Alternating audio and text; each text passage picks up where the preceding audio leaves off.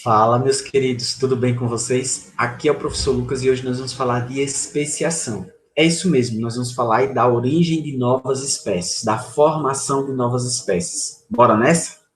Bom, primeiro a gente vai falar aí do conceito de espécie para a gente então entender esse conteúdo. Tá ok? Bom, gente, ainda não há um consenso entre os cientistas para o conceito de espécie, tá? Então, há muitas discussões, muitas questões, mas eu trouxe hoje para vocês aqui dois conceitos que são importantes para a nossa aula de hoje. O primeiro conceito é o conceito biológico, tá? No qual diz que espécie é um grupo de organismos que podem intercruzar e gerar descendentes férteis. É o que acontece aí com a espécie Homo sapiens, né? A nossa espécie. Né? O que é que acontece? A gente cruza e gera novos descendentes que geralmente são férteis, né? Podem também se reproduzir e gerar novos filhos, e assim sucessivamente. Bom, então, no caso, de acordo com esse conceito, é por isso que a gente considera o cavalo diferente do jumento, tá? Então, são espécies diferentes. Por quê, professor? Como é que o senhor consegue provar isso?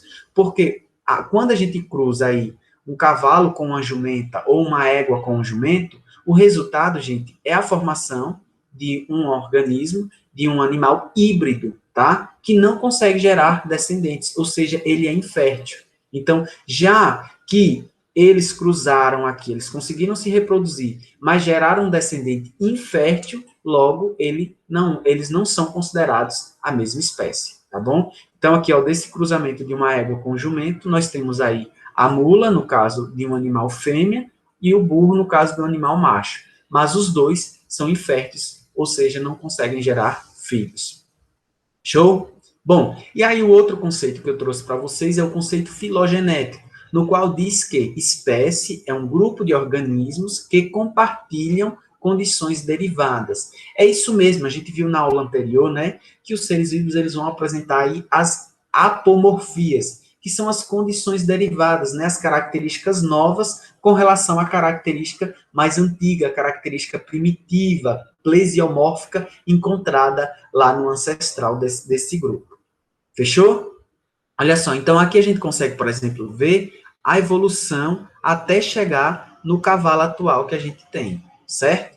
Então veja, ó, então inicialmente nós tínhamos aqui esses animais pequenos, eles até aumentaram de tamanho ao longo do tempo, né? Tinha essas características aqui, mas a principal, né, apomorfia aí que a gente tem para a origem desse cavalo atual está na pata, tá, gente? Está na estrutura aí da pata desse animal. Veja, o primeiro grupo lá, o primeiro animal, ele tinha essa estrutura aqui, ó, formada, né? E tinha 3 dedos, tá? Melhor, gente, 4, desculpa. Aqui tinha 3, veja, aqui também tinha 3 dedos, mas veja que há até uma diminuição no tamanho, tá? Então, vai tendo uma alteração aí ao longo do tempo. Veja que esses aqui já são muito próximos, tá? Mas há uma diferença aí no qual proporciona aí o conhecimento de que sejam espécies diferentes, tá bom? Então, a gente vê aí o conceito filogenético, ok? Bom, a especiação, gente, propriamente, como eu já disse lá no início, é o processo de formação de novas espécies, né? De espécies diferentes. Como é que isso ocorre? É o processo em que populações de uma mesma espécie acumulam diferenças em seu conjunto gênico, tá? Então, no seu DNA vai sofrendo alterações que leva, no final, à origem de espécies distintas. A gente já viu em aulas anteriores, né, que o que causa a variabilidade, né, as diferenças nos organismos, essa diferença no conjunto gênico, são as mutações, que podem ser as mutações gênicas, ou seja, aquelas alterações que ocorrem ali nos genes, ou então as mutações cromossômicas, né, que ocorrem ali no cromossomo inteiro do indivíduo. E também aí nós temos as recombinações gênicas que ocorrem principalmente através da reprodução sexual, né? Então, essas duas ações aqui causam aí a variabilidade, ou seja, gera aí, né, a variação nas características daqueles indivíduos da população, certo? Com o passar do tempo, né, a depender daquele ambiente, esses organismos eles vão sofrer uma seleção natural. O que seria isso, essa seleção natural? Que eu já expliquei também, né? É uma seleção que ocorre ali pelo meio ambiente, né? Escolhendo, né, os animais, os organismos ali mais aptos naquele ambiente, né, que estão melhores adaptados. Então, esses aí que são selecionados, com o passar do tempo, mais eles vivem, mais eles se reproduzem, mais eles transmitem as suas características aos seus descendentes, tá bom? Então, no final, gente, a partir desse monte de alterações, né, e através dessa seleção natural, pode ocorrer, então, um isolamento reprodutivo, que é quando os organismos eles não conseguem mais cruzar, né, e gerar indivíduos, gerar descendentes férteis. Então, o que é que acontece aí? Nós temos o isolamento reprodutivo, que é uma evidência que ocorreu a especiação. Professor, ainda não está claro. Fique tranquilo que você vai entender a partir de agora. Olha só, nós temos aí dois principais tipos de especiações, tá? Nós temos também mais dois tipos menos utilizados, tá? Mas o principal tipo de especiação que ocorre aí nos seres vivos é a alopátrica, tá? De acordo com a especiação alopátrica, duas populações de uma espécie, elas são separadas por uma barreira geográfica. O que é que acontece? Nós tínhamos aqui uma população inicial, certo? Então, ó, nós temos essas árvores aqui, vivendo nesse ambiente, e aconteceu a formação de um rio aí no meio, ou seja, separou essa população inicial aí de árvores, tá? O que é que acontece? O ambiente de um lado do rio, ele acaba sendo diferente do ambiente do outro lado do rio. Então, com o passar do tempo, as árvores do lado de cá e as árvores do lado de cá, elas vão sofrer aí algumas mutações, recombinações gênicas, que vai alterando, né, o seu DNA ao longo do tempo, tá? Vai alterando aí o seu conjunto gênico ao longo do tempo. O que é que acontece? Essas alterações ao longo do tempo vão ser tão grandes que essas árvores elas não conseguem mais se reproduzir. Ainda que esse rio deixe de existir, elas não conseguem mais, né, se reproduzir. Então, ocorreu um isolamento reprodutivo, significando que são agora duas espécies diferentes, duas populações de espécies diferentes. Show de bola, né, gente? Então, isso não acontece da noite para o dia, tá? Então, aqui eu trouxe um outro exemplozinho para a gente. Olha só, nós temos a população inicial de besouros, tá? Né? Claro, eles têm aí as suas características, sua variabilidade, né? Devido aí a essas ações das mutações, das recombinações, e ocorreu também aí uma barreira geográfica, né? Então, ocorreu, por exemplo, aí o surgimento de um rio. Então, eu separei essa população em duas, e, claro, ao longo do tempo, devido aí às pressões do ambiente e através da seleção natural, eles foram aí, né, tendo uma modificação no seu conjunto gênico, né? Foi ocorrendo uma alteração diferente, né, nas duas populações. No final das contas, né, essas diferenças são tão grandes que esse grupo ele está isolado reprodutivamente, tá? Então, eles não conseguem mais se reproduzir, né? Então, nesse caso aí, a gente entende que temos duas populações de espécies distintas que se originaram dessa população inicial, tá? Então, especiação alopátrica, ela ocorre aí principalmente devido a essa separação, essa barreira geográfica. Professor, a barreira geográfica é só um rio? Não. Nós, por exemplo, podemos ter aí um rio que estava cheio, esse rio secou e criou poças. Então, eu vou ter agora peixes que ficaram nessa poça e peixes que ficaram nessa poça, que podem ocorrer aí, né, adaptações, podem sofrer alterações ao longo do tempo e originar espécies diferentes. Nós podemos ter uma estrada que separou aí uma floresta. Então, esses animais, eles não atravessam essa estrada, é uma barreira geográfica. Nós podemos ter aí uma construção de uma barragem, tá? Nós podemos ter aí a separação através de uma montanha, tá? Desses organismos, através de ilhas, tá? Então, essas barreiras geográficas, né, auxiliam aí nessa especiação. Show? Bom, e aí eu trouxe aqui o segundo tipo de especiação, tá? Que é a simpátrica. Gente, acredita-se que o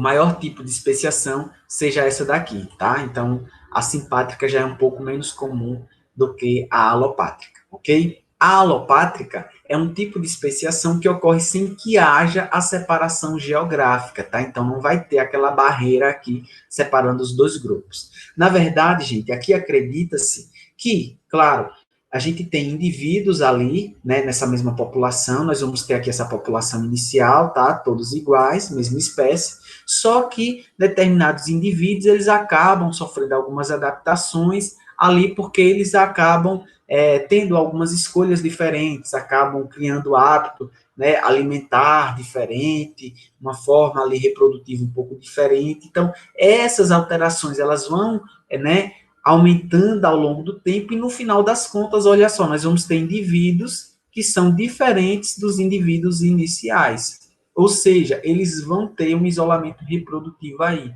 Eles não vão mais conseguir se reproduzir, tá? Então, nesse sentido aí, ocorre a formação de novas espécies. Então, nós temos aqui duas espécies diferentes, tá? Originadas da mesma população inicial, mas sem a separação geográfica, ok?